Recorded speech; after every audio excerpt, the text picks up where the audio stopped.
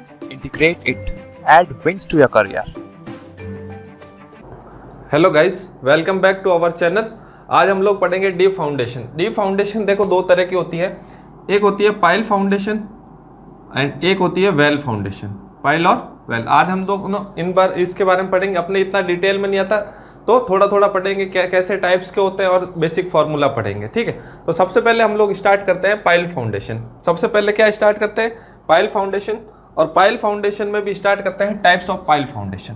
क्या स्टार्ट करेंगे? Types of pile foundation. Types, तो सबसे पहला जो टाइप्स है, types of pile foundation.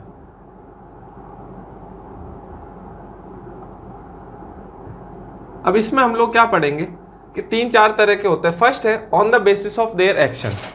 On the basis of their action, यानी कि लोड ट्रांसफर जैसे हो रहा है उसके बेसिस पे। On the basis of mechanism of load transfer, जैसे सब तीन तरह का होता है ये। एक एंड बियरिंग पाइल्स होता है, एंड बियरिंग पाइल्स। फिर होता है अपने फ्रिक्शन पाइल्स, फ्रिक्शन पाइल्स। एक होता है कंबाइंड, एक होता है कंबाइंड। एंड बियरिंग, फ्रिक्शन और कंबाइंड। जो कंबाइंड होती है वो इन दोनों की। अब देखो एंड बियरिंग क्या होता है, जैसे कोई पाइल है, ये कोई पाइल है, ये लेवल, ये ग्राउंड लेवल हो गया, तो इसका सिर्फ और सिर्फ रेजिस्टेंस कहाँ से होगा? ये जो लोड ट्रांसफर करेगा सिर्फ और सिर्फ इसके एंड से करेगा। इसके एंड का मान लो क्रॉस सेक्शन एरिया AB है, तो QUP यानी कि अल्टीमेट लोड जो होगा, QUP अल्टीमेट जो लोड होगा वो किसके बराबर होगा? QEB, यानी कि एंड बियरिंग रेजिस्टेंस के बराबर। And bearing resistance. अब QEB किसके बराबर होता है? कैपिटल QEB जो होता है वो बराबर होता है small QEB into AB। Small QEB into AB। Small QEB क्या है? ये है यूनिट रेजिस्टेंस, ये यूनिट एंड बियरिंग रेजिस्टेंस है। Unit and bearing resistance, unit and bearing resistance. अगर इसको हम लोग एरिया से मल्टीप्लाई करा देंगे तो टोटल रेजिस्टेंस आ जाएगा, ठीक है। ये तो हो गया अपने एंड बियरिंग पाइल्स। अब ये जो एंड बियरिंग पाइल्स है हम लोग जनरली कहाँ काम में लेते हैं? स्टिफ और हार्ड स्ट्रेटा पे। कैसे? स्टिफ और हार्ड स्ट्रेटा। अब देखो अगर स्टिफ और हार्ड स्ट्रेटा नहीं होगा तो क्या होगा कि ये पाइल अंदर धस जाएगी। अगर सॉफ्ट सॉइल पे होगा तो पाइल क्या है? रेजिस्टेंस किसकी वजह से? सिर्फ और सिर्फ नीचे वाले ग्राउंड की वजह से। अब अगर नीचे वाली सॉइल जो होगी वो अगर वीक हुई, सॉफ्ट हुई, तो इसके अंदर क्या पाइल धस जाएगी और अपने कैसा फेलियर हो जाएगा? Punching share failure. जो अपन ने तीन तरह के शेयर फेलियर पढ़े थे तो उनमें से ये पंचिंग शेयर फेलियर हो जाएगा। तो पंचिंग शेयर फेलियर से बचाने के लिए हम लोग क्या करते हैं? ये जो एंड बेयरिंग पाइल्स होती है इनको किस पे रेस्ट कराते हैं? स्टिफ और हार्ड स्ट्रेटा पे, ठीक है। अब इनकी लेंथ कितनी होगी? ये जो लेंथ है वो किस पे डिपेंड करती है? वो डिपेंड करती है कि हार्ड स्ट्रेटा जो है वो किस डेप्थ पे अचीव हो गया। हार्ड स्ट्रेटा जो है वो किस डेप्थ पे आ गया उस पे डिपेंड करती है। अगर हार्ड स्ट्रेटा किसी में 2 मीटर पे आ गया तो 2 मीटर, किसी में मान लो 5 मीटर पे आ रहा है, किसी में 10 मीटर पे आ रहा है, तो वो सब हमको इतनी गहरी फिर पाइल फाउंडेशन बनानी पड़ेगी एंड बियरिंग के लिए। अब ये जो फ्रिक्शन पाइल है, फ्रिक्शन पाइल को हम लोग हैंगिंग पाइल्स भी बोलते हैं। क्या बोलते हैं? Hanging piles. फ्रिक्शन पाइल को हम लोग क्या बोलते हैं? हैंगिंग पाइल्स, ठीक है। अब ये क्या होता है इसमें? देखो इसमें क्या होगा, अभी ये जो था ये नहीं होकर सिर्फ और सिर्फ इसके फ्रिक्शन लगेगा। देखो अब क्या होगा, ये पाइल जो है नीचे की तरफ मूवमेंट करेगी। अब नीचे की तरफ, और ये जो सराउंडिंग सॉइल है वो इसको क्या करेगी? रेजिस्ट करेगी। ऊपर की तरफ फ्रिक्शन लगाएगा दोनों के सरफेस के ऊपर, तो पूरे सरफेस पे लगाएगा। सॉइल और पाइल के बीच में जो सरफेस है उस पे क्या फ्रिक्शन लगेगा? ऊपर की तरफ।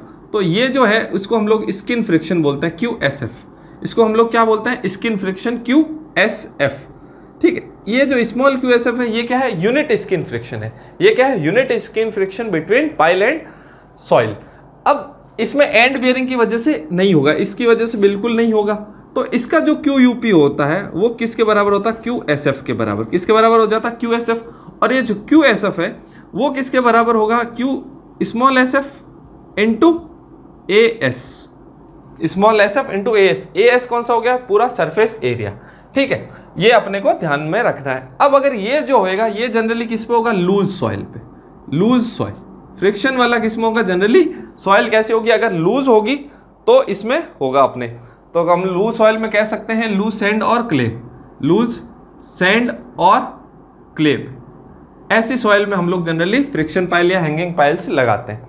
ठीक है, इसमें एंड बियरिंग रेजिस्टेंस बिल्कुल भी नहीं होगा, इसमें एंड बियरिंग रेजिस्टेंस बिल्कुल। अब ये जो कंबाइंड है, नाम ऐसे मैंने कंबाइंड लिखा है, जबकि नाम होता है इसका and bearing and friction pile, and bearing and friction pile, इसका नाम ये है। अब इसमें क्या होगा, ये दोनों ही एक्शन होंगे कंबाइंड, तो इसका क्यू यूपी किसके बराबर हो जाएगा, क्यू यूपी इक्वल टू आ जाएगा Q E B plus Q S F, इन दोनों की वजह से, यानी कि एंड भी पार्ट लेगा और सरफेस भी पार्ट लेगा, यानी कि फ्रिक्शन भी लग रहा है और एंड बियरिंग रेजिस्टेंस भी है। अब देखो वो तो बता दिया, अब अपन देखते हैं ए बी जो होता है वो कितना होता है। ए बी अगर सर्कुलर पाइल है तो इसका क्रॉस सेक्शन एरिया सर्कुलर का क्या होता है, बी स्क्वायर, सर्कुलर है तो बी स्क्वायर, सॉरी सर्कुलर क्या स्क्वायर है तो स्क्वायर है तो बी स्क्वायर, बी क्या हो गया, ये साइज हो गई, बी क्या है ये वाली। ठीक है, और अगर ये सर्कुलर होता तो क्या होता, pi by 4 D square, pi by 4 D square, इनकी अब आ जाए डाया, किस केस में, सर्कुलर के केस में। और अगर मेरे को ए एस निकालना है, ए एस कितना होगा अगर स्क्वायर के केस में, भाई 4 साइड से एक साइड का surface area B into L हो जाएगा, एल ये इसकी टोटल लेंथ हो गई, एल इसकी पाइल की टोटल लेंथ हो गई, तो क्या हो जाएगा 4BL in case of square.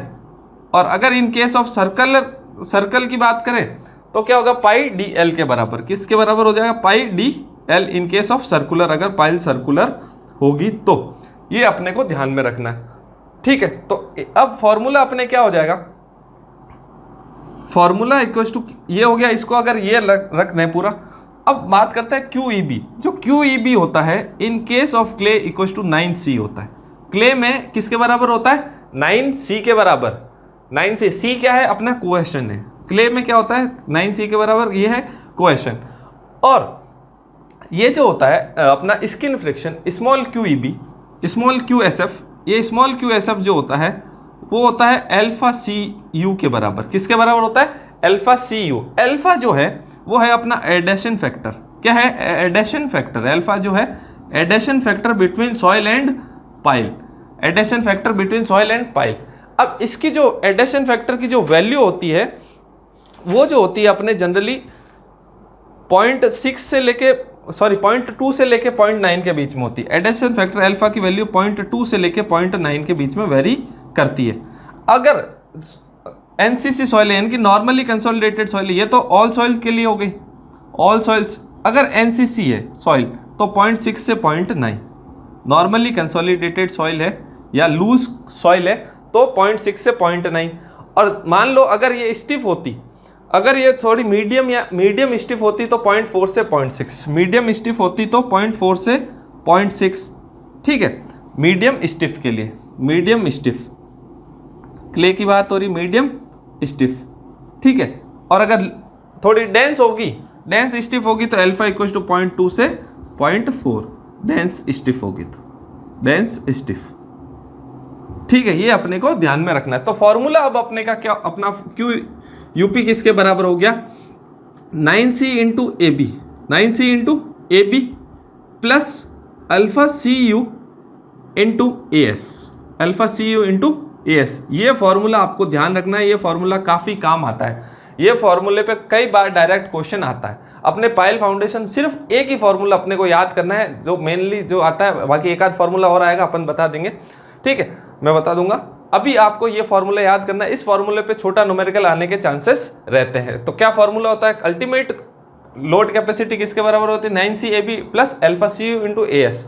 अगर पूछ ले सेफ लोड, क्यू सेफ पूछ ले आपसे, सेफ लोड या सेफ अलाउबल प्रेशर, वो होता है क्यू यूपी अपॉन में फैक्टर ऑफ सेफ्टी, और फैक्टर ऑफ सेफ्टी होता है इस केस में 3, फैक्टर ऑफ सेफ्टी होता है 3। अपन ने वहां पढ़ा था सैलो फाउंडेशन में 2.5 से 3 लिया था, लेकिन यहाँ पर अपना फैक्टर ऑफ सेफ्टी क्या होता है, 3 होता है। ये ध्यान रखना है, पाइल फाउंडेशन के केस में फैक्टर ऑफ सेफ्टी 3 इस फॉर्मूले में। ठीक है, अब देखते हैं ऑन द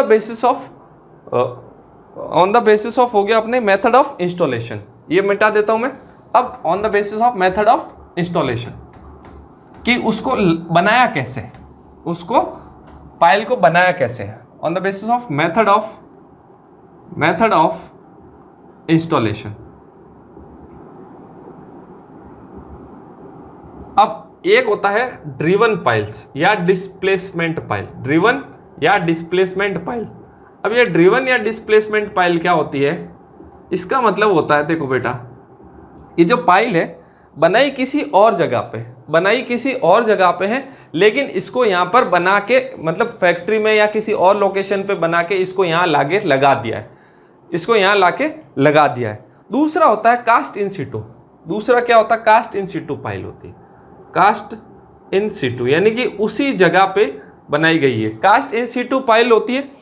या फिर जिसको हम लोग बोलते हैं, एक और नाम होता है बोर्ड पाइल, ये इसी जगह पर बनाई गई है, खड्डा खोद के वहीं पर बनाई गई है। इसलिए इफेक्टिव जो होता है ज़्यादा, ये इफेक्टिव, मोर इफेक्टिव कौन सी होती है, अपने ड्रिवन पाइल जो होती है मोर इफेक्टिव होती है। क्योंकि क्या होगा, अपन ने क्या करा कि पाइल बना के लेके आए, अब पाइल ड्राइव करने के लिए उसके अंदर जमीन में गाड़ने के लिए हमने कोई खड्डा नहीं खोदा, हमने क्या करा, सीधा का सीधा उस पाइल को अंदर डाला। तो जो सॉइल होगी, सॉइल तो उतनी है, लेकिन अब उस सॉइल का वॉल्यूम क्या हो जाएगा, डिक्रीज। क्यों? क्योंकि उस सॉइल के अंदर पाइल और आगे, तो सॉइल का वॉल्यूम डिक्रीज हो जाएगा, इनकी डेंसिटी इंक्रीज यानी कि कॉम्पैक्शन हो गया, या फिर कह सकते हैं सॉइल के पार्टिकल्स पास में आ गए।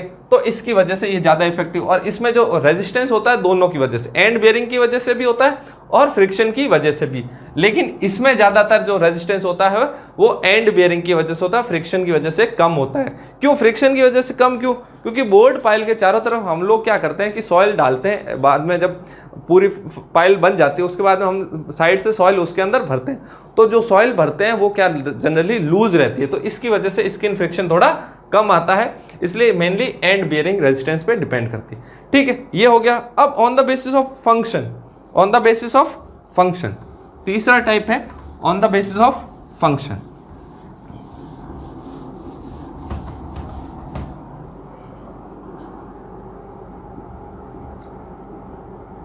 On the basis of function, ठीक है। अब फंक्शन के बेसिस पे पहला है कॉम्पैक्शन पाइल। पहला क्या अपना कॉम्पैक्शन पाइल। अभी जैसे मैंने बताया कि ड्रिवन जो पाइल्स होती है वो जनरली क्या करती है, कॉम्पैक्ट हो जाती है उससे सॉइल। इसका मतलब ये है कि सॉइल जो है उसकी डेंसिटी अपने क्या हो रही है, डिक्रीज हो रही है। सॉइल की क्या हो रही है, डेंसिटी इंक्रीज हो रही है। तो सॉइल, या फिर हम लोग कह सकते हैं वो पाइल जो सॉइल को कॉम्पैक्ट कराने के लिए ही बनाई गई है। इसका सिर्फ और सिर्फ पर्पस लोड कैरिंग कैपेसिटी नहीं होता है, इसका पर्पस होता है अपने कॉम्पैक्ट करना, सॉइल को कॉम्पैक्ट कराना, ये ध्यान रखना है। ठीक है, इसका काम ही कॉम्पैक्शन। फिर सेकंड जो आती है बैटर पाइल्स आती है, बैटर या फिर फेंडर पाइल्स। अब इनका क्या काम होता है, जैसे कोई भी मान लो अपने वाटर फ्रंट स्ट्रक्चर है, मान लो नदी इधर से इधर जा रही है, इधर से इधर, ठीक है, तो हमको बीच में मान लो ब्रिज बनाना है, तो ब्रिज में मैं फाउंडेशन ऐसी लगाऊंगा, ऐसी फाउंडेशन लगाऊंगा, तो इस पे जब लोड आएगा या पानी की वेलोसिटी की वजह से इसके इधर झुकने के चांसेस बहुत ज़्यादा है, दूसरे डायरेक्शन में झुकने के चांसेस बहुत ज़्यादा है। तो मैं क्या करूँगा, पहले से ही ऐसी इंक्लाइंड पाइल्स बनाऊंगा, जो काम करेगी अपने किसका, एंकरिंग का जो भी ऊपर स्ट्रक्चर बना हुआ है उसको रोक के रखने का। तो वाटर फ्रंट स्ट्रक्चर जितने भी होते हैं, या टाइडल वेव्स या समुद्र के किनारे सी शोर वगैरह पे, तो हम लोग वहाँ पर कौन सी पाइल बनाते हैं, फेंडर पाइल या बैटर पाइल जो होती है इंक्लाइंड, और काम क्या करती है, एंकरिंग का काम करती है। उसके बाद तीसरा है टेंशन या अपलिफ्ट पाइल।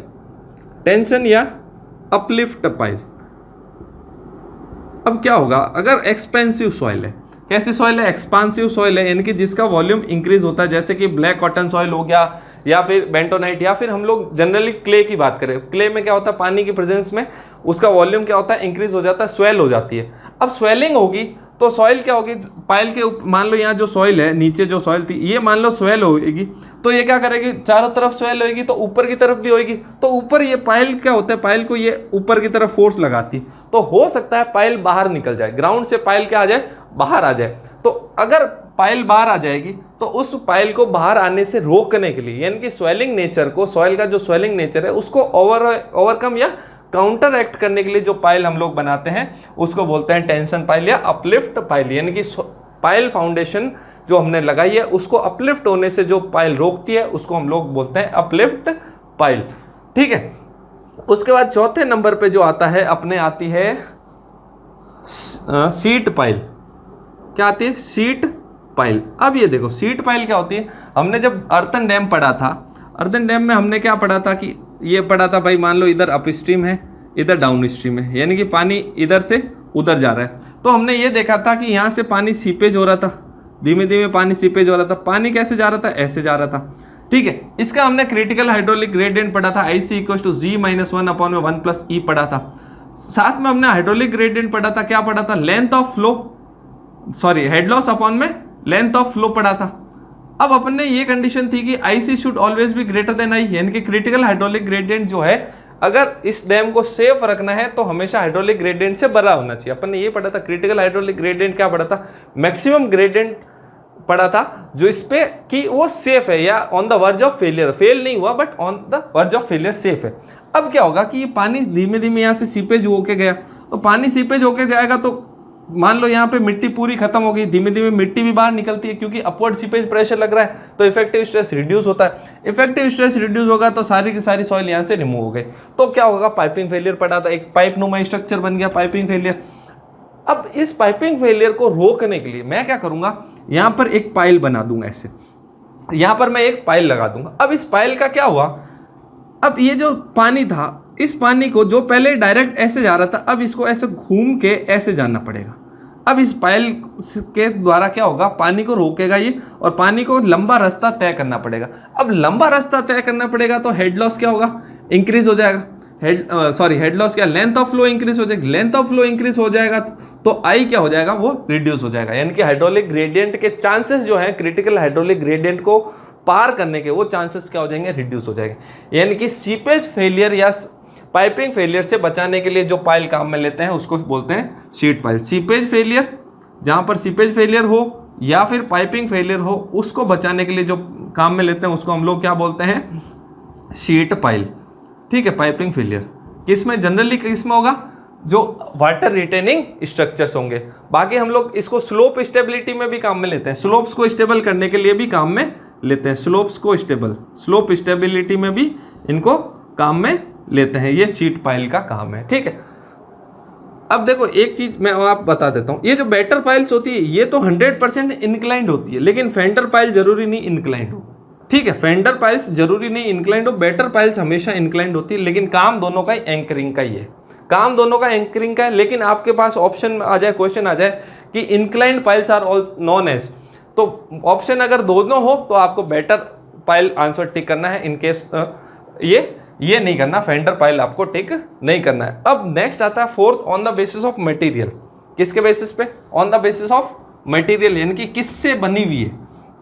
अब हमने कई तरह की देखी है, हम लोग जैसे मान लो अगर कंक्रीट से बनी हुई है तो कंक्रीट पाइल, स्टील की बनी हो तो steel pile, on the basis of material, ठीक है।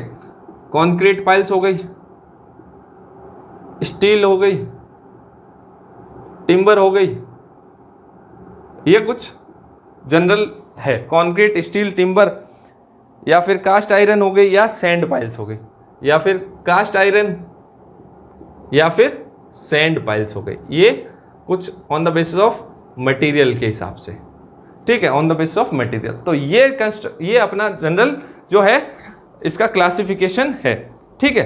अब अपन ने अल्टीमेट लोड कैपेसिटी पढ़ लिया था, ये किसके बेसिस पे, अभी जो इससे पहले जो अपन ने फॉर्मूले पढ़े थे, कौन सा QUP का, वो किसके बेसिस पे था, वो था स्टैटिक मेथड के हिसाब से। किसके हिसाब से था, स्टैटिक मेथड, यानी कि क्या हो गया, लोड हमने लगा के रखा उसके हिसाब से। क्या हम लोग कह सकते हैं कि जो हमने साइक्लिक पाइल लोड टेस्ट वगैरह से करा, तो देखो अपने इसके जो टेस्ट हैं वो अपने काम के नहीं है, टेस्ट वगैरह जो हैं वो अपने काम के नहीं है। वो स्टैंडर्ड पेनिट्रेशन टेस्ट या प्लेट लोड टेस्ट इसके लिए भी करते हैं, तो वो अपने टेस्ट यहाँ पे अपन ने पहले पढ़ लिए, बाकी नए टेस्ट पढ़ने की यहाँ पर अपने को ज़रूरत नहीं है। अब जो QUP है, एक दो और फॉर्मूले हैं अपने, वो अपने को याद होना चाहिए। एक है इंजीनियरिंग न्यूज़ रिकॉर्ड फार्मूला। कैसा है, इंजीनियरिंग न्यूज़ रिकॉर्ड फार्मूला, ये डायरेक्ट फार्मूला पूछ लेते हैं, इसको ENR बोलते हैं, इंजीनियरिंग न्यूज़ रिकॉर्ड फार्मूला। ये क्या होता है, ये क्या होता है अपने किसका, QUP का फार्मूला होता है, यानी कि अल्टीमेट बेरिंग कैपेसिटी का क्या होता है, WH अपॉन में S+C, क्या होता है WH/S+C। ये तो है इंजीनियरिंग न्यूज़ रिकॉर्ड फॉर्मूला। कब? जब ड्रॉप हैमर, ये कैसा है? डायनेमिक मेथड है ना।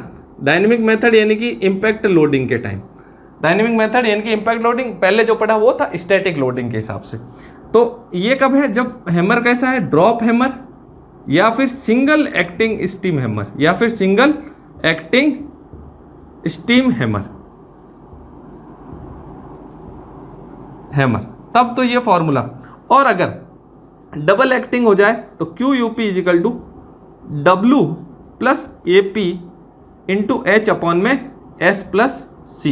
ये कब है? Double acting steam hammer, double acting steam hammer. ठीक है, ये अपने को ध्यान में रखना है। अब यहाँ पर जो Q सेफ पूछ ले आपसे, तो Q सेफ क्या हो जाएगा यहाँ पर? QUP अपॉन में फैक्टर ऑफ सेफ्टी, और ये जो फैक्टर ऑफ सेफ्टी है वो यहाँ पर 6 होता है। पीछे क्या बताया मैंने आपको? 3, वो था स्टैटिक के लिए, और ये डायनेमिक के लिए। फैक्टर ऑफ सेफ्टी कितना होता है? 6 होता है। अब देखो W क्या है? वेट ऑफ हैमर, इसमें किलो न्यूटन में। वेट ऑफ हैमर किसमें? किलो न्यूटन में। ठीक है भाई। अब H क्या है? Height of fall, height of fall of hammer. S क्या है? सेट है, सेट यानी कि पेनिट्रेशन डेप्थ। जैसे अपन ने पढ़ा था स्टैंडर्ड पेनिट्रेशन टेस्ट में कि अपन जब हथौड़ा गिराते तो जो भी अपना इंस्ट्रूमेंट था अंदर जाता था, तो ये भी क्या होगा? जब भी हम लोग इस पे जोर लगाएंगे तो पायल क्या होगी? जमीन में धसेगी। तो एक बार हथौड़ा मारने पे पायल कितना जमीन में जा रही, उसका एवरेज होता है। स्टैंडर्ड क्या होता है? एस क्या होता है? सेट पेनिट्रेशन डेप्थ पर ब्लो ऑफ हैमर। हर एक ब्लो पे कितना पेनिट्रेशन डेप्थ, वो जमीन के अंदर कितना जा रही है, वो होता है। ठीक है। और C जो होता है वो कांस्टेंट होता है, 2.5 सेंटीमीटर होता है। किस केस में? ये इस केस में। और 0.25 होता है सेंटीमीटर में। कब? जब डबल एक्टिंग स्टीम हैमर हो, TASH। Double acting steam hammer में 0.25 सेंटीमीटर, और C जो होता है 2.5 centimetre single acting steam hammer में होता है। ये वैल्यूज आपको फिक्स याद रखनी है। अब आप पूछोगे सर A क्या है? A है एरिया ऑफ पिस्टन या हैमर, एरिया ऑफ पिस्टन या फिर हैमर। जो हैमर है उसका क्रॉस सेक्शन एरिया कितना है, यानी कि कितना एरिया उस पर टच हो रहा है। जैसे मान लो ये हैमर है, तो ये हैमर जब इस पर टच होगा तो ये वाला जो एरिया इसका जो टच होएगा उसके ऊपर, पायल के ऊपर, उसको हम लोग क्या नाम देंगे? ए, एरिया। ठीक है, ये हो गया अपना, ये पूरा फॉर्मूला हो गया। ये अपने को बस इतने, ये 3 फॉर्मूले अपने को पायल फाउंडेशन में याद रखने। अब इसके बाद एक चीज और आती है। अब आता है अपने अंडर रिम्ड पाइल्स क्या होती है। देखो जो इंपॉर्टेंट है वही करा रहा हूं मैं, ज्यादा कराने से कोई फायदा है नहीं। बहुत बार एसएससी वगैरह में क्वेश्चन इसमें से पायल फाउंडेशन में से, यानी कि डीप फाउंडेशन बहुत कम क्वेश्चंस आते हैं, मिनिमम नंबर ऑफ क्वेश्चन आते हैं। तो इसी के बारे में आते हैं जो मैं आपको करवा रहा हूँ। ठीक है, आज तक इससे बाहर गया नहीं है। ठीक है, अब मैं आपको एक अंडर रिम्ड पाइल्स बताता हूँ कि अंडर रिम्ड पाइल्स क्या होती है। आपने नाम सुना है, कहाँ काम आती है? वो एक्चुअली अपलिफ्ट पाइल है। अंडर रिम्ड पाइल्स क्या होती है? अपलिफ्ट पाइल है। अब अभी मैंने आपको बताया था कि क्या होता है uplift pile. Under rimmed piles ये क्या होती है? अपलिफ्ट पाइल होती है। कैसी होती है? अपलिफ्ट। इसका नेचर कैसा है? अपलिफ्ट। अब अपलिफ्ट क्या होता है कि अपने को जो सॉइल जो है सॉइल स्वेलिंग नेचर की है, तो उसको सॉइल क्या करती है? पाइल को ऊपर की तरफ धक्का देती है, उससे बचाता है। यानी कि ये कहाँ पे बनेगी? Expansive soil. अगर पूछ ले कि ब्लैक कॉटन सॉइल में कौन सी फाउंडेशन होती है, तो अंडर रिम्ड पाइल्स। कई बार क्वेश्चन आया हुआ 2 से 3 बार कि ब्लैक कॉटन सॉइल में कैसी पाइल फाउंडेशन या कैसी फुटिंग देते हैं, तो अंडर रिम्ड पाइल्स बनाते हैं। अब ये होती कैसे है? ये देखो ऐसा स्ट्रक्चर होता है। ये पाइल है, इसका मान लो डाया जो है बी है, इसमें एक ऐसा बल्ब होता है, बीच में ऐसा एक बल्ब आता है, फिर ऐसा, फिर ऐसा, ये ऐसे कंटिन्यू चलती जाती है। ठीक है, ये जो बल्ब का डाया होता है वो होता है बी यू। बल्ब का डाया कितना होता है? B U. अब ये जो बी यू है, बल्ब का डाया है, जनरली 2.5 से लेके 3B के बीच में होता है। 2.5 से लेके 3B के बीच में बल्ब का जो डाया होता है वो कितना होता है? सॉरी 2.5 क्या 2 से 3 के बीच में, यानी कि मान लो बी जो है डाया ऑफ पाइल जो है, ये तो पाइल हो गई, डाया ऑफ पाइल जो है मान लो 1 मीटर है, तो ये बल्ब का जो डाया होगा वो कितना होगा 2 से 3 मीटर के बीच में, ये आपको ध्यान में रखना। अब ये जो दो बल्ब है इनके बीच में स्पेसिंग कितनी होती है, ये होती है 1.5 स्पेसिंग, इसको सेंटर टू सेंटर स्पेसिंग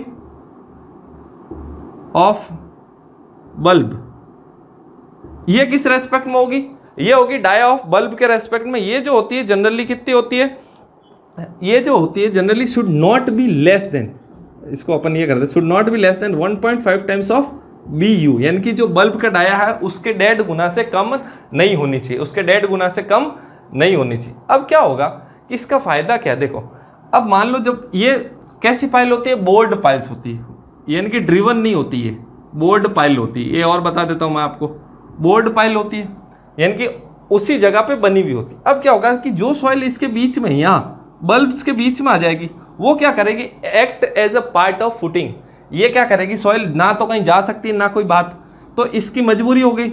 अब इसकी मजबूरी हो गई तो ये किसकी तरह एक्ट करने लगी, as a part of footing. जैसे अपने टेरजागी में देखा था, जोन फर्स्ट जो था, जो अपन ने बनाया था टेरजागी में, जोन फर्स्ट, वो क्या था, एक्ट कर रहा था किसकी तरह, फुटिंग का पार्ट की तरह। क्यों, क्योंकि वहां पर फ्रिक्शन लग रहा था, तो फ्रिक्शन की वजह से। अब यहाँ पर ये जो सॉइल है ये act as a part of footing करेगी, तो ये कहीं जा नहीं सकती, तो फुटिंग का डाया क्या हो गया, इंक्रीज हो गया, फुटिंग का डाया इंक्रीज हो गया। तो बियरिंग कैपेसिटी क्या होता है, कोई भी देखो बियरिंग कैपेसिटी क्या होगा, फोर्स अपॉन में एरिया, या फिर हम लोग कह सकते हैं लोड पर यूनिट एरिया। अगर एरिया बढ़ गया, अगर एरिया बढ़ गया तो बियरिंग कैपेसिटी कम, यानी कि इसके ऊपर जो लोड आ रहा है, या फिर हम लोग कह सकते हैं प्रेशर के टर्म में याद कर लो, प्रेशर क्या होता है, लोड अपॉन एरिया।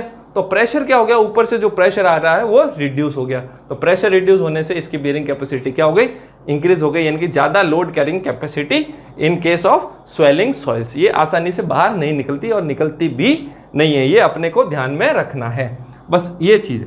अब कभी कभी आता है कि ये पाइल्स, जब ये बल्ब है ना, ये हमेशा अबव वाटर टेबल होना चाहिए, bulb should always be above water table, bulb above water table ही होना चाहिए। क्यों, क्योंकि अगर वाटर टेबल का फ्लक्चुएशन होगा तो मान लो बल्ब से ऊपर आ गई वाटर टेबल, मान लो वाटर टेबल यहाँ कहीं आ गई, तो क्या होगा कि ये जो मिट्टी होगी वो उसको बहा के ले जाएगी, और मिट्टी को बहा के ले जाएगी तो ये वाला पोर्शन जो था वापस से पुरानी वाली कंडीशन में आ गया, तो इसका क्या हो जाएगा, उपयोग जो है, यूज जो है, वो एडवांटेज किस में कन्वर्ट हो जाएगा, डिसएडवांटेज में।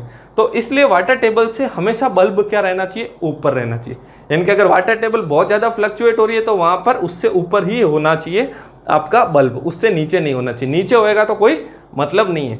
अगर बल्ब एक होगा तो वन या सिंगल बल्ब, उसको अंडर रिम्ड पाइल बोलेंगे, दो होगा तो double bulb under rimmed piles, 3 भी हो सकते हैं, 4 भी हो सकते हैं, डिपेंड करता है, जितने होंगे उस हिसाब से नाम हो जाएगा। जैसे ये क्या है, मैंने क्या बताई है, double bulb under rimmed piles, ठीक है। जनरली कहाँ पे होती है, एक्सपांसिव सॉइल, यानी कि ब्लैक कॉटन सॉइल में, ब्लैक कॉटन सॉइल में फुटिंग कैसी होती है, यही under rimmed pile, black cotton soils में, ठीक है। ये आपको इसमें अंडर रिम्ड पाइल्स में आपको इतना ही ध्यान में रखना था और कुछ नहीं रखना, ठीक है।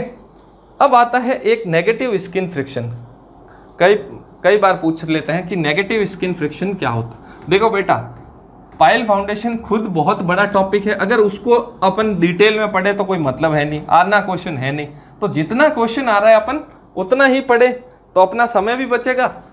इस हार्ड वर्क से बेटर क्या होता है, स्मार्ट वर्क। तो अपन क्या कर रहे हैं, स्मार्ट वर्क कर रहे हैं, और आपका सॉइल अब एक इस लेक्चर के बाद एक लेक्चर का और बचेगा, और उसके बाद अपन करेंगे क्वेश्चन के बाद अपना सॉइल होने वाला खत्म।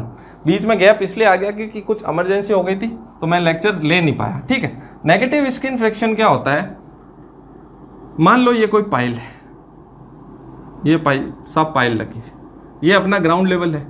अब ये जो सराउंडिंग सॉइल है, ये कैसे है, इसका मान लो ये सराउंडिंग सॉइल नीचे की तरफ जा रही है, सॉइल का मूवमेंट, सराउंडिंग सॉइल का अगर मूवमेंट नीचे की तरफ है तो फ्रिक्शन भी किधर लगेगा, इसी डायरेक्शन में लगेगा, फ्रिक्शन भी क्या लगेगा, इसी डायरेक्शन। अब पहले फ्रिक्शन लग रहा था ऊपर की डायरेक्शन, अब फ्रिक्शन लग रहा है नीचे की डायरेक्शन में, यानी कि सराउंडिंग सॉइल क्या होती है, सेटल डाउन हो जाती है। इस केस में नेगेटिव स्किन फ्रिक्शन के टाइम तो फ्रिक्शन लग रहा था ऊपर की तरफ, अब लग रहा है नीचे की तरफ। इसको हम लोग क्या बोलते हैं, सराउंडिंग सॉइल, सराउंडिंग, इसकी भी स्पेलिंग, सराउंडिंग सॉइल क्या हो गया, सेटल्स डाउन, नीचे चली जाती है। पाइल की बजाय इतनी देर तक अपनी सेटल डाउन कौन हो रहा था, पाइल हो रहा था। लेकिन नेगेटिव स्किन फ्रिक्शन के केस में अपनी जो है सॉइल जो है पाइल के पास में जो सॉइल है वो नीचे सेटल डाउन हो जाती। तो उसकी वजह से क्या होगा कि इसकी लोड कैरिंग कैपेसिटी रिड्यूस हो जाती है। अपन ने क्या पढ़ा, Q U P equal to क्या पढ़ा था, Q B plus Q S F, लेकिन यहां पर माइनस क्यू एन एफ हो जाता है, माइनस आ जाएगा। क्यों? क्योंकि ये जो है ये नीचे चली गई, तो इसका जो फ्रिक्शन था जो पहले लग रहा था ऊपर के डायरेक्शन, अब वो नीचे के डायरेक्शन में लग रहा है। मान लो आधे डेप्थ तक होगा तो आधे तक का कंसीडर करेंगे। अब होता क्यों है ये, ऐसा होता क्यों है? अगर सराउंडिंग सॉइल क्या होगी, लूज होगी, लूज डंप्ड सॉइल होगी, यानी कि कहीं से लाके यहाँ पे इसको गिराया गया है, या फिर इसमें वेजिटेटिव मैटर होगा, वेजिटेटिव मैटर होगा यानी कि ऑर्गेनिक मैटर, तो क्या होगा, डिकम्पोज हो जाएगा, वॉल्यूम रिड्यूस हो जाएगा। या फिर हम लोग कह सकते हैं वाटर टेबल लोवरिंग हो गया, तब भी सराउंडिंग सॉइल नीचे जाने के चांसेस हैं। या फिर डी वाटरिंग, ये सब कुछ कारण होते हैं इसके नेगेटिव स्किन फ्रिक्शन होने के। ठीक है, कैसे? सराउंडिंग सॉइल लूज हो गई या डंप्ड हो गई, या फिर वेजिटेटिव मैटर है उसके अंदर यानी कि ऑर्गेनिक कंटेंट, या फिर वाटर टेबल लोअर डाउन हो गई, या उसका हमने आर्टिफिशियली वाटर बाहर निकाला है, उसको हम लोग बोलते हैं डी वाटरिंग प्रोसेस। ऐसा कुछ होगा तो उसकी वजह से सॉइल अपने जो पाइल है उसकी बेयरिंग कैपेसिटी क्या हो जाएगी, रिड्यूस हो जाएगी, लोड कैरिंग कैपेसिटी रिड्यूस हो जाएगी। यानी कि नेगेटिव स्किन फ्रिक्शन अपने नुकसानदायक है। नेगेटिव स्किन फ्रिक्शन क्या है, अपने नुकसानदायक चीजें हैं। ठीक है, ये ध्यान रखना। अब एक आता है group action of pile. Group action of pile अब क्या है कि अपन देखते हैं, मैं थोड़ा फटाफट चल रहा हूं।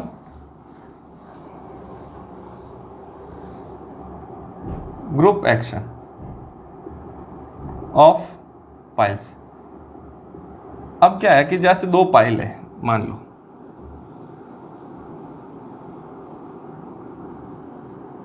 ये दो पाइल्स, ये ग्राउंड लेवल, इसका जो जोन होगा, जोन ऑफ इन्फ्लुएंस ये है, इसका मान लो जोन ऑफ इन्फ्लुएंस, थोड़ा छोटा बना दिया मैंने, अभी भी छोटा ही, इन दोनों का मान लो जोन ऑफ इन्फ्लुएंस जो है आपस में टकरा रहा है। ये जो ब्लैक पोर्शन है ये मान लो कॉमन जोन ऑफ इन्फ्लुएंस है। तो क्या होगा, अपन ने फालतू इतना बड़ा, तो हम लोग क्या करेंगे, इनको पाइल को ऊपर से ज्वाइन कर देते हैं। पाइल को क्या करते हैं हम लोग, ऊपर से ज्वाइन कर देते हैं। फिर इनका जोन ऑफ इन्फ्लुएंस क्या है, वो इतना बढ़ जाएगा। पहले इतनी डेप्थ तक था इनका जोन ऑफ इन्फ्लुएंस, यहाँ तक। अब क्या होगा, इनका जोन ऑफ इन्फ्लुएंस क्या हो जाएगा, ज़्यादा नीचे तक। अब ज़्यादा नीचे होने के कारण क्या होगा, ये ज़्यादा सॉइल, ये जो सॉइल है इतनी एक्स्ट्रा, ये सॉइल भी अब लोड इनका कैरी करेगी। पहले सिर्फ इतनी सॉइल लोड कैरी कर रही थी, अब इनका इतनी ज़्यादा सॉइल कैरी कर रही है, तो क्या हो जाएगा, लोड कैरिंग कैपेसिटी इंक्रीज हो जाएगी। और साथ में हो सकता है कि सेटलमेंट भी इंक्रीज हो जाए। सेटलमेंट कब इंक्रीज होगा, मान लो ये वाली सॉइल वीक होती, मान लो इससे नीचे वाली सॉइल क्या होती, वीक होती, तो ये धंस जाती, तो सेटलमेंट भी ज़्यादा हो जाता। तो ये है ग्रुप एक्शन। क्या होता है, नंबर ऑफ पाइल्स को हम लोग एक साथ अटैच कर देते हैं, नंबर ऑफ पाइल्स को हम लोग एक साथ अटैच कर देते हैं। जैसे ये देखो, ये मान लो इसमें एक पाइल यहाँ है, एक यहाँ है, एक यहाँ है, एक यहाँ है, एक यहाँ है। इन पाइल्स को हमने आपस में जोड़ दिया, 9 पाइल्स हैं, इनको आपस में जोड़ दिया, तो ये जो है बी है, ये भी बी है। ठीक है, अब ये जो बी होगा, ये जो बी होता है वो कितना होगा, इन दोनों के एक तो सेंटर टू सेंटर स्पेसिंग और एक इनकी सेंटर टू सेंटर स्पेसिंग, यानी कि 2s प्लस डी के बराबर होगा। विड्थ जो होगी वो किसके बराबर होगी, 2 times of spacing plus dia of pile. अब ये तो ठीक है, अब इनके बीच में स्पेसिंग रखे कितनी, अब इनके बीच में स्पेसिंग कितनी रखते हैं हम लोग, जनरली रखते हैं 2.5 से 4 के बीच में स्पेसिंग, 2.5 से लेके 4d के बीच में रखते हैं। ठीक है, अगर इससे ज़्यादा है स्पेसिंग, अगर इससे ज़्यादा स्पेसिंग है तो फिर ग्रुप एक्शन होगा ही नहीं, उनको पाइल को जोड़ने का कोई मतलब नहीं है।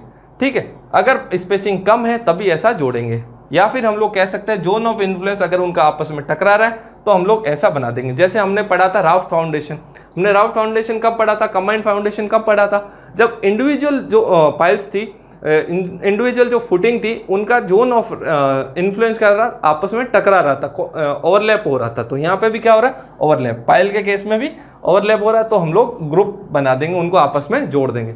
मिनिमम कितने नंबर ऑफ पाइल हो सकती है, 3, यानी कि मिनिमम जो जुड़ेगी वो 3 जुड़ेगी। यहाँ मैंने डायग्राम में 2 ही बनाया, लेकिन एक्चुअल में मिनिमम कितनी जुड़ती है, 3। ये देखो यहाँ पर तो मिनिमम ग्रुप एक्शन कब होगा, जब पाइल्स 3 होगी। अगर 3 से कम है तो हम लोग उनको आपस में नहीं जोड़ते। स्मॉलेस्ट पाइल ग्रुप किसका होता है, 3 पाइल्स का। ये आप लोगों को ध्यान में रखना है। जनरली या तो सर्कुलर शेप में होगा या स्क्वायर शेप, मैक्सिमम चांसेस इसके स्क्वायर शेप में रहते हैं। यानी कि पाइल हो गए 3, 4, 6, 8, 3, 4, फिर उसकी 9, 16, 25 ऐसे होता है। ठीक है, जनरली स्क्वायर होता है, बाकी शेप कैसा भी हो सकता है, रेक्टेंगुलर, स्क्वायर, सर्कुलर, ट्रायंगुलर, जैसे इसमें ट्रायंगुलर है तो कैसा भी हो सकता है, उसकी कोई चिंता वाली बात है नहीं। ठीक है, अब इनकी फिर अपने से पूछ लेते हैं एफिशिएंसी क्या होती है, ग्रुप एक्शन की एफिशिएंसी क्या होती है। ग्रुप एफिशिएंसी क्यू जी क्या होते हैं, क्यू जी नहीं, क्यू जी नहीं, नीटा जी। एफिशिएंसी तो हमेशा नीटा जी, वो होगा क्यू जी, यानी कि ग्रुप वाले की into N number of N into Q individual, Q individual. कैसे, मतलब ये जैसे मान लो ये 9 पाइल है, अब इसका जो मान लो क्यू जी जो था, इनका जो था वो मान लो 100 है, 100 किलो न्यूटन पर मीटर स्क्वायर है। ठीक है, इनकी लोड कैरिंग कैपेसिटी मान लो 100 किलो न्यूटन पर मीटर स्क्वायर। एक जो सिंगल है, सिंगल जो पाइल है, इसको क्यू यूपी लिखा था तो क्यू यूपी लिख लेते हैं। क्यू यूपी जो है एक का मान लो 10 किलो न्यूटन पर मीटर स्क्वायर, 10 किलो न्यूटन पर मीटर स्क्वायर। तो एफिशिएंसी कितनी हो जाएगी, 100 डिवाइडेड बाय 9 इंटू 10। तो एफिशिएंसी क्या होगी, ग्रेटर देन 1। अगर पाइल ग्रुप की एफिशिएंसी ग्रेटर देन 1 है तो अच्छी बात है, जनरली कम भी हो सकती है। अगर कम कैसे होगी, अगर मान लो इंडिविजुअल की ये होती मान लो 12 और बाद में क्या हो गया ये 100 ही बची, 12 इंटू 8 96, तब भी कम रह रहा है। 12 इंटू 9 है ना, हाँ तो सही है, 12 9 108। तो फिर ये क्या होता था, तो पाइल ग्रुप की एफिशिएंसी उस केस में कम भी हो जाती। तो जरूरी नहीं कि ग्रुप की एफिशिएंसी ग्रेटर देन 1 हो, पर होनी 1 चाहिए, ग्रेटर देन इक्वल टू 1 होनी चाहिए। अगर ग्रुप एफिशिएंसी कम है 1 से तो फिर अपने थोड़ी बहुत दिक्कत की बात है, यानी कि अपने माल भी ज़्यादा लगाया और लोड कैरिंग कैपेसिटी भी रिड्यूस हो गई, ये गलत बात हो जाती। पैसा ज़्यादा खर्च करो और काम छोटा करें तो ये तो सही बात नहीं। तो काम बड़ा करा, पैसा भी खर्च करा, तो उसका फ़ायदा भी बड़ा होना चाहिए। अगर फ़ायदा नहीं मिल रहा तो उसका मतलब क्या। इसलिए नीटा जी जो है, ये जो नीटा जी है, ये should be greater than equal to 1 होना चाहिए। जरूरी नहीं कि 1 से बड़ा हो आए। इस प्रकार हम लोग इसका सेटलमेंट भी देखते हैं, सेटलमेंट को हम लोग एस से डिनोट करते हैं, वो आएगा एस जी अपॉन में एस आई, यानी कि ग्रुप सेटलमेंट अपॉन में individual settlement, group settlement upon में इंडिविजुअल सेटलमेंट। ठीक है, इसको सेटलमेंट रेशियो भी बोलते हैं, एस आर। तो ग्रुप सेटलमेंट अपॉन में एस आई, ये जो होता है ये 1 से हमेशा, एस आर जो ग्रेटर देन इक्वल टू हमेशा 1 होगा, 1 से तो हमेशा बड़ा होगा, 1 से तो हमेशा बड़ा होगा। 1 से लेके इसकी जो वैल्यू होती है 16 तक होती है। ये पूछा हुआ है एक बार कि ग्रुप सेटलमेंट रेशियो की वैल्यू कितनी होती है, ये हमेशा क्या होगा, बराबर भी नहीं होगा, ये हमेशा ग्रेटर ही होता, बराबर भी नहीं होता, ग्रेटर ही होता। ग्रेटर देन 1 टू लेके 16 के बीच में रहता है ग्रुप सेटलमेंट रेशियो। ठीक है, ये हो गया अपना। इसके बाद अपना ये पाइल फाउंडेशन खत्म, थोड़ा अपन देख लेते हैं वेल फाउंडेशन की तरफ। क्या देखते हैं, वेल फाउंडेशन। वेल फाउंडेशन क्या होता है, ली फाउंडेशन में पाइल देख लिया, अब वेल फाउंडेशन। बेटा देखो इतना ही है, बाकी एक आध अगर कोई चीज़ नहीं हो, बच गई हो तो वो मैं क्वेश्चन की फॉर्म में ले आऊँगा, आज तक लेते आया हूँ और गारंटी ली है कि अपने बाहर इससे कुछ नहीं होगा तो नहीं होगा जियोटेक में तो। ठीक है, बस आप आराम से पढ़ते रहो, ज़्यादा से ज़्यादा नंबर ऑफ क्वेश्चंस करते रहो। वेल फाउंडेशन,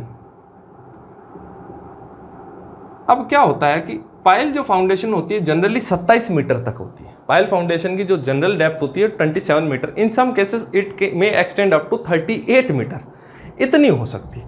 अगर मान लो एक तो मेरे को, और इसकी जो भाई पाइल है पूरा का पूरा कॉन्क्रीट स्ट्रक्चर, इनकी सॉलिड स्ट्रक्चर होता है। अब इतना सॉलिड स्ट्रक्चर, इसमें माल बहुत ज़्यादा लग रहा है, अगर लोड बढ़ गया, ऊपर से जो स्ट्रक्चर है उसका लोड बहुत ज़्यादा आ रहा है, तो ऐसे लोड को कैरी करने की कैपेसिटी फिर पाइल की नहीं रहती, फिर उसके लिए हमको फुटिंग और बड़ी करनी पड़ती है। तो बड़ी फुटिंग में आता है वेल फाउंडेशन। और ये जो वेल फाउंडेशन होती है ना, ये जनरली क्या 100% अंदर से हॉलो होती है। अंदर से क्या होती है, हॉलो होती है। जैसे अपन ने बचपन से पढ़ा है क्या, एक कोई पोल है जो सॉलिड है और एक होलो पोल है, जो ज़्यादा स्ट्रॉन्ग कौन सा होता था, होलो वाला। तो इसमें भी वेल फाउंडेशन क्या होती है, होलो होती है, और डीप पाइल फाउंडेशन क्या होती है, अंदर से सॉलिड होती है। ये अपने को, अब वेल फाउंडेशन के अपने को जनरल यूज़ कहाँ हो गया, हैवी लोड या वाटर फ्रंट स्ट्रक्चर, नदियों में, समुद्र में, बुर्ज अल खलीफा के नीचे भी वेल फाउंडेशन है, बांद्रा वर्ली सी लिंक है, वहाँ पे भी वेल फाउंडेशन। पुराने वाले जितने भी मॉन्यूमेंट्स है, मैक्सिमम मॉन्यूमेंट्स, या तो अगर उनमें पाइल फाउंडेशन है तो भी टिम्बर पाइल फाउंडेशन है, अदरवाइज उनके अंदर वेल फाउंडेशन है।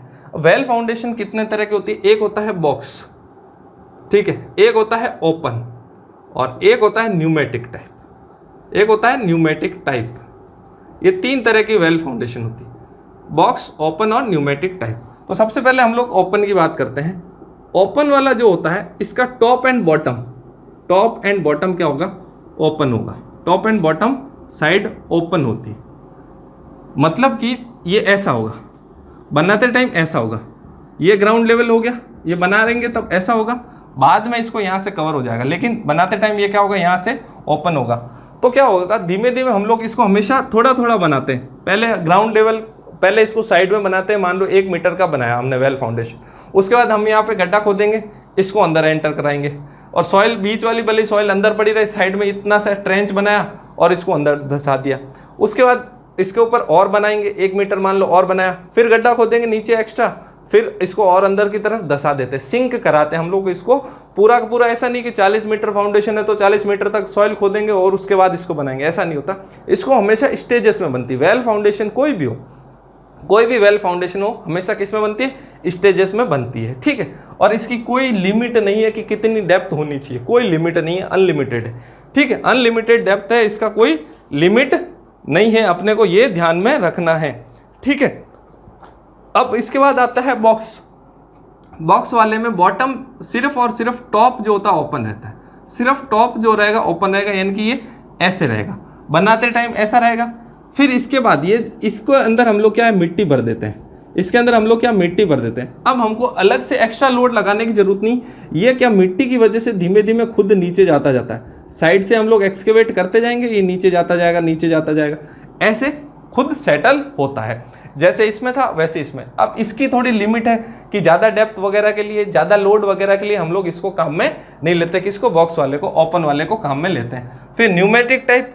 अब न्यूमेटिक टाइप इन होता तो बॉक्स जैसा ही है, लेकिन क्या होता है? न्यूमेटिक में अलग अलग चैम्बर्स होते हैं, जैसे वर्कर्स के लिए काम करने के लिए चैम्बर है, पानी निकालने के लिए अलग चैम्बर है, उनको ज़्यादा डेप्थ तक जा रहे हैं तो मान लो एयर की कमी हो रही है तो एयर भी बाहर से प्रोवाइड होती है, तो अलग अलग इसमें चैम्बर्स लगे होते हैं, बस ये आपको ध्यान में रखना है। ओपन वाला क्या होता है? टॉप और बॉटम दोनों से साइड से ओपन होता है, और इसको हर पाइल को, हर वेल फाउंडेशन चाहे न्यूमेटिक हो, ओपन हो या बॉक्स हो, इनको हमको हर एक को क्या करते हैं? हम लोग स्टेजेस में बनाते हैं। ऐसे नहीं कि 40 मीटर बनाना एक साथ पूरा बनाए, कभी नहीं, ये 1-1 मीटर या 0.5 मीटर ऐसे बनता है। और ये सब के सब कहाँ पे बनाते हैं? जहाँ पर हैवी लोड हो, ऐसी लोकेशन पे हम लोग इनको बनाते हैं, वाटर फ्रंट स्ट्रक्चर, सी शोर या रिवर वगैरह में, ठीक है। या फिर जहाँ पे स्कोरिंग एक्शन बहुत ज़्यादा हो रहा है। अगर स्कोरिंग आपको पता है कि मिट्टी जब टकराती है तो इस सॉइल को साथ में लेके चलती है, नीचे से सॉइल लेके चलती है, तो नीचे से सॉइल लेके चलेगी तो स्कोरिंग एक्शन होता है। तो बॉक्स वाला हमेशा स्कोरिंग एक्शन जहाँ होता है वहाँ पर इसको काम में लेते हैं। कहाँ पे काम में लेते हैं? स्कोरिंग एक्शन वाले में, ठीक है। और ये जो होता है ओपन वाला, मैक्सिमम ब्रिजेस में, ब्रिज या बिल्डिंग दोनों के नीचे काम में ले सकते हैं, मैक्सिमम ब्रिजेस में, लेकिन इसको बिल्डिंग में भी काम में ले सकते हैं, ब्रिजेस एंड बिल्डिंग में। जैसे मैंने अभी बात की थी बुर्ज अल खलीफा में के नीचे ओपन वेल फाउंडेशन है, ठीक है। और बॉक्स वाला जनरली ब्रिजेस में काम में लेते हैं, इसको हम लोग बिल्डिंग में काम में नहीं लेते, ठीक है। और इसको कहीं पे भी ले सकते हैं। ये आपको थोड़ा बेसिक है, ये ध्यान रखना था। अब ये तो अपना खत्म हो गया वेल फाउंडेशन। इसके बाद हम लोग देखते हैं सॉइल एक्सप्लोरेशन। क्या देखते हैं? Soil exploration. अब ये सॉइल एक्सप्लोरेशन क्या होता है?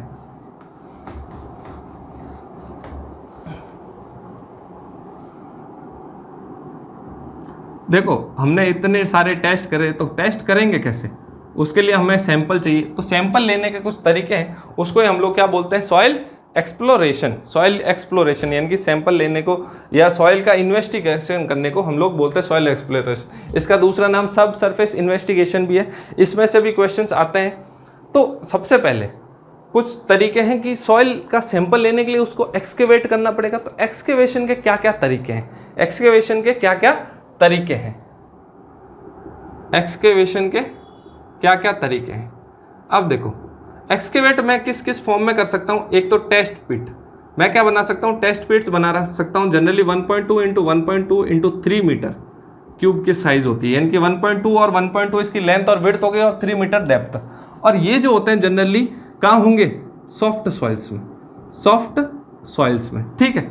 या फिर अपने को जहाँ पर छोटा प्रोजेक्ट है, घर वगैरह बनाना है, उस घर के नीचे वाली सॉइल कैसी है, तो मैं इतनी मिट्टी खोद के फिर उनमें से सैंपल वगैरह लूँगा और चेक करूँगा कि सही है कि नहीं। 3 मीटर घर के लिए बहुत होती है। फिर आता है दूसरा, आता है ट्रेंचेस।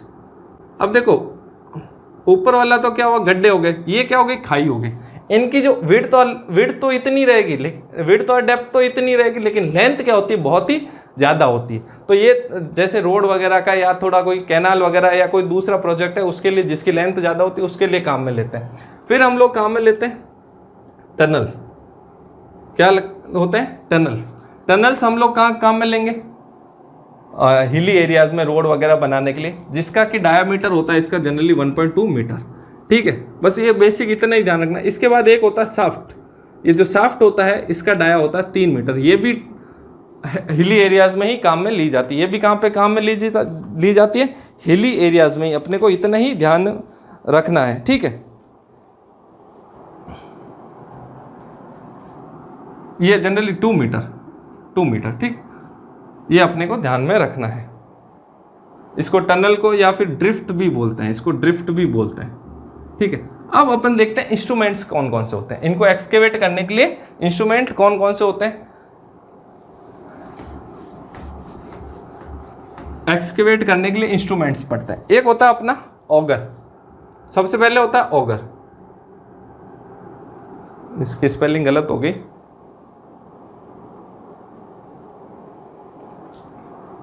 ऑगर्स। अब ऑगर क्या होते हैं, दो तरह से होता है, मैनुअली ऑपरेटेड भी होता है, मैनुअली या फिर मैकेनिकली ऑपरेटेड, यानी कि या तो मजदूरों से एक्सकेवेट कराएं या फिर मशीन से, जैसे जेसीबी वगैरह हो गया, इसमें कुदाल पावड़ा लेंगे। तो इसमें हम लोग ऑगर्स में कहाँ करते हैं, इंसान कहाँ काम कर सकता है, अगर सॉइल कैसी होगी, सॉफ्ट होगी। सॉइल कैसी होगी, सॉफ्ट होगी। कैसी सॉइल होगी, सॉफ्ट होगी, यानी कि हम लोग कह सकते हैं up to 6 metre depth, sorry up to, अगर मैनुअली है तो अप टू 3 मीटर, और ये है मैकेनिकल अप टू 6 मीटर तक हम लोग एक्सकेवेट कर सकते हैं। इन द बात हो रही in respect of depth. Manually में हम लोग 3 मीटर तक, मैकेनिकली में हम लोग यानी कि जेसीबी वगैरह से हम लोग 6 मीटर तक एक्सकेवेट कर सकते हैं। कहाँ पर होगा, सॉफ्ट सॉइल, जिसको कि हम लोग बोल सकते हैं, अगर देखो थोड़ा हार्ड स्टेट आ जाता है तब भी हम लोग मैकेनिकली काम में ले लेते हैं। बाकी अदरवाइज ये कोई ज़्यादा वैसे हार्ड स्ट्रेटा पे काम में नहीं लिया जाता।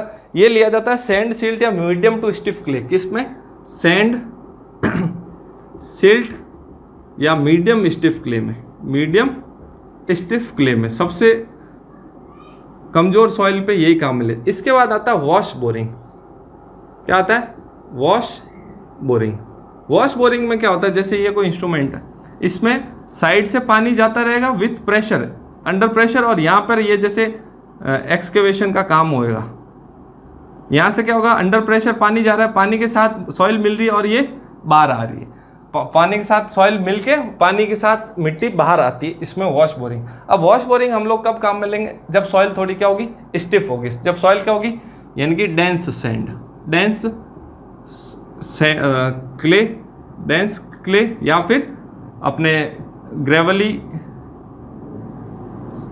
सैंड, या जिनमें थोड़ी बहुत ग्रेवल्स हो, बहुत ज़्यादा नहीं, उसमें हम लोग इसको काम में लेते हैं। साइड से अंडर प्रेशर पानी जाएगा और इस एक्सकेवेट होता रहेगा। पानी की वजह से क्या होगा, जो भी अपना आगे कटर है वो थोड़ा ख़राब होने के चांसेस कम रहते हैं, आसानी से कट हो जाता है, ठीक है। ये हो गया वॉश बोरिंग। अब इसके बाद जो नेक्स्ट है वो है अपना रोटरी या कोर कटर। तीसरा क्या है, रोटरी या कोर ड्रिलिंग, रोटरी या कोर ड्रिलिंग। इसमें क्या होगा, ये अब सॉइल धीमे धीमे जैसे जैसे बढ़ते जा रहे हैं ना, इसमें जो है अपना क्या कहते हैं, कटिंग जो है हार्ड की तरफ जाते जा रहे हैं। इसमें रॉक्स में, सॉफ्ट रॉक्स में, सॉफ्ट रॉक्स, या फिर हम लोग कह सकते हैं लेस बोल्डरी स्ट्रेटा, लेस बोल्डरी स्ट्रेटा के अंदर ये काम में लेते हैं। बस आपसे ऐसे ही पूछा जाएगा कि रोटरी ड्रिलिंग कहाँ करते हैं, ऐसे याद रखना है। फिर आता है फोर्थ, परक्यूशन, परक्यूशन ड्रिलिंग। ये जो होता है सभी, ये रॉक्स के लिए काम में लेते हैं। इसको कहाँ काम में लेते हैं? रॉक्स के लिए काम में लेते हैं। किसको? परक्यूशन ड्रिलिंग को रॉक्स के लिए काम में लेते हैं। तो ये आपको थोड़ा आइडिया दिया है मैंने बेसिक से, बाकी ज़्यादा ऐसा कुछ है नहीं। अब एक चीज़ अपने को इन सब के साथ ध्यान रखनी है कि सैंपल जो है इन सब में, इन सब के अंदर सैंपल क्या होता है? लगभग डिस्टर्ब्ड होता है, लगभग डिस्टर्ब्ड होता है। ठीक है, डिस्टर्ब्ड। अब देखो सैंपल दो तरह के होते हैं, एक होता है डिस्टर्ब्ड सैंपल, एक होता है अनडिस्टर्ब्ड सैंपल। डिस्टर्ब्ड और undisturbed sample. Disturbed sample, sorry पहले अनडिस्टर्ब्ड की बात करते हैं। अनडिस्टर्ब्ड सैंपल वो जिस सॉइल का ना तो स्ट्रक्चर ना कोई उसका प्रॉपर्टीज चेंज हुई है, यानी कि ऑर्गेनिक कंटेंट का मिनरल कंटेंट भी वैसा ही है, सॉइल जैसा स्ट्रक्चर था उसका ग्राउंड के अंदर वैसे के वैसे फॉर्म में अगर हम लोग उसको एक्सकेवेट कर पाए तो उस सैंपल को हम लोग बोलते हैं अनडिस्टर्ब्ड सैंपल। और अगर उसका स्ट्रक्चर वगैरह चेंज हो गया है तो उसको हम लोग बोलते हैं उसको हम लोग क्या बोलते हैं? Disturbed sample. डिस्टर्ब्ड सैंपल्स दो तरह के होते हैं। डिस्टर्ब्ड सैंपल दो तरह के होते हैं, एक होता है रिप्रेजेंटेटिव और एक होता है non representative sample.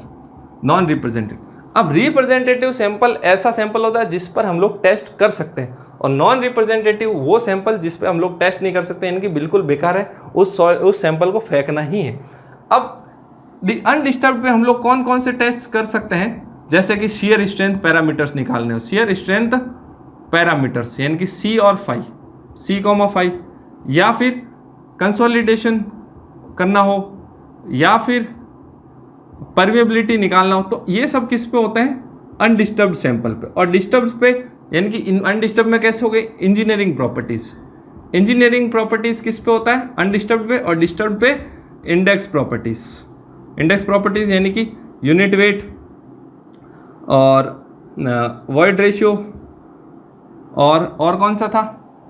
Water content, ऐसे जो होता है कंसिस्टेंसी लिमिट्स, ये सब हम लोग अनडिस्टर्ब्ड सैंपल्स, ये सब हम लोग डिस्टर्ब सैंपल पे, वो भी रिप्रेजेंटेटिव। नॉन रिप्रेजेंटेटिव होता है वो बेकार होता है। अब कभी कभी क्वेश्चन क्या पूछता है कि ऐसा कौन सा सैंपलर है जो अनडिस्टर्ब्ड सैंपल देता है? तो अनडिस्टर्ब्ड सैंपल के लिए सैंपलर का नाम बहुत ही इंपॉर्टेंट सैंपलर है, वो सैंपलर है thin walled sample. Thin walled sampler, इस पे क्वेश्चन आया हुआ है कई बार, ES में भी आया हुआ है, SSC में भी आया हुआ है, अदर स्टेट जेई में भी आया हुआ है। थिन वॉल्ड सैंपलर, या इसका दूसरा नाम है सेल्बी ट्यूब। अनडिस्टर्ब्ड सैंपल कौन देता है? ये वाला सैंपल, थिन वॉल्ड या सेल्बी ट्यूब। फिर कभी कभी पूछ लेते हैं SPT टेस्ट यानी कि स्टैंडर्ड पेनिट्रेशन टेस्ट में कौन सा सैंपलर काम में लेते हैं? तो मैंने आपको बताया था स्प्लिट स्पून सैंपलर, मैंने वहाँ पे बताया था, फिर बता रहा हूँ। SPT टेस्ट में सैंपलर कौन सा होता है? स्प्लिट स्पून, ये डिस्टर्ब्ड सैंपल। इसके अलावा थिन वॉल्ड सैंपलर के अलावा जितने भी सैंपलर हैं वो सारे के सारे आपको क्या देते हैं? डिस्टर्ब्ड सैंपल्स देते हैं। और अनडिस्टर्ब्ड कौन देता है? सिर्फ और सिर्फ ये, यानी कि जैसा था वैसा का वैसा आ जाएगा। अब ये सब तो हो गए अपने। इसके बाद देखो अपने को कुछ ध्यान रखना है कि सैंपलर जो होता है एक्चुअली होता कैसा है, उसका शेप वगैरह की बात करें। अब जो करा रहा हूँ ये देखो, एक तो ये इंपॉर्टेंट था कि कौन सा सैंपलर है। अब जो करा रहा हूँ इसमें सॉइल एक्सप्लोरेशन में सबसे इंपॉर्टेंट यही है। ये कोई एक सैंपलर है, ठीक है,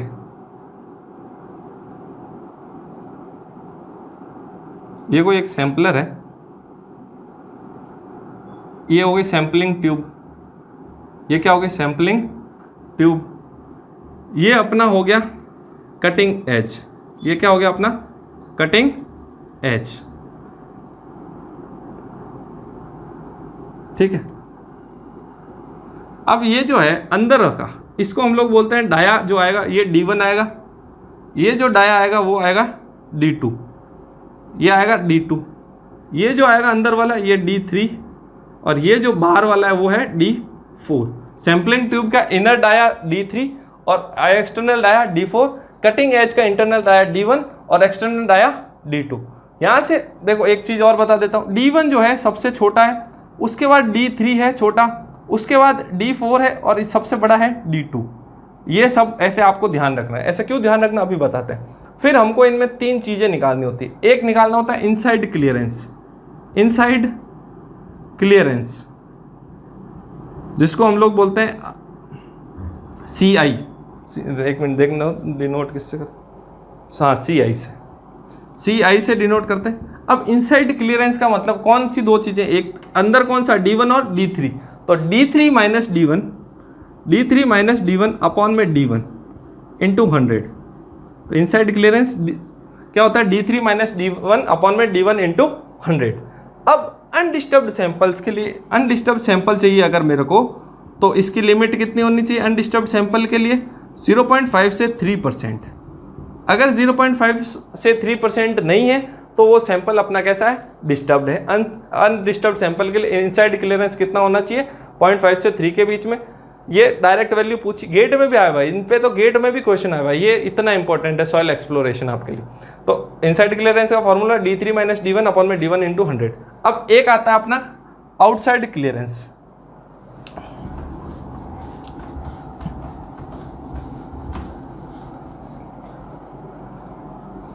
आउटसाइड क्लियरेंस CO वो होता है D2 माइनस D4 अपॉन में D4 इंटू 100, और इसका अनडिस्टर्ब्ड के लिए वैल्यू होती है 0 से 2%। इसकी अनडिस्टर्ब्ड के लिए वैल्यू होती है 0 से 2% के बीच में।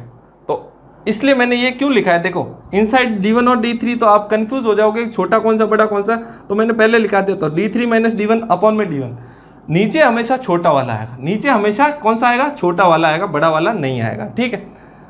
आउटसाइड क्लियरेंस के लिए वैल्यू होगी 0 से 2% अनडिस्टर्ब सैंपल। एक आता है एरिया रेशियो, एरिया रेशियो, ये इनसाइड क्लियरेंस था, ये आउटसाइड क्लियरेंस। अब एरिया रेशियो ये होता है AR।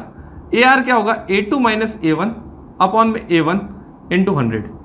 अब A2 क्या होगा, π/4 D2 स्क्वायर माइनस π/4 D1 का स्क्वायर अपॉन में π/4 D1 का स्क्वायर इंटू 100।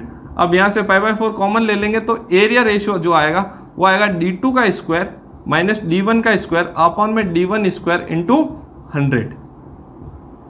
ये अपने को ध्यान रखना है एरिया रेशियो, और इसका ये should not B greater then 10%। 10% से ज़्यादा नहीं होना चाहिए अनडिस्टर्ब सैंपल के। इन सम केसेस मैक्सिमम जो है 15%, ठीक है। वैसे तो 10% होना चाहिए, लेकिन 15% से हमेशा कम होना चाहिए। वैसे तो 10% से कम होना चाहिए, लेकिन किसी एकाध कंडीशन में अगर एक्सटेंड करना हो तो 15% से ज़्यादा एरिया रेशियो नहीं होना चाहिए अनडिस्टर्ब्ड सैंपल के लिए। अदरवाइज क्या होगा, वो सैंपल कैसा कहलाएगा, डिस्टर्ब्ड सैंपल। ये तीनों फॉर्मूले काफ़ी इंपॉर्टेंट है, गेट में भी इंपॉर्टेंट है, ठीक। अब अगर हम लोग बात करें, ये सब चीज़ें हो गई। एक आता है रिकवरी रेशियो। ये क्या आता है, रिकवरी रेशियो।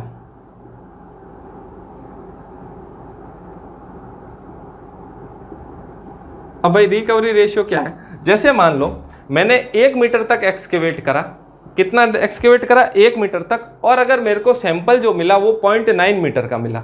मैंने एक्सकेवेट करा 1 मीटर तक, और जो सॉइल मेरी सैंपलर में आई वो मान लो 0.9 मीटर, यानी कि सैंपल क्या हो गया, श्रिंक हो गया।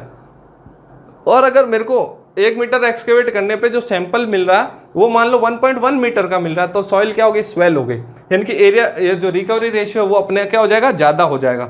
रिकवरी रेशियो क्या हो जाएगा, अपना ज़्यादा हो जाएगा। इसको रिप्रेजेंट करते हैं हम लोग LR से।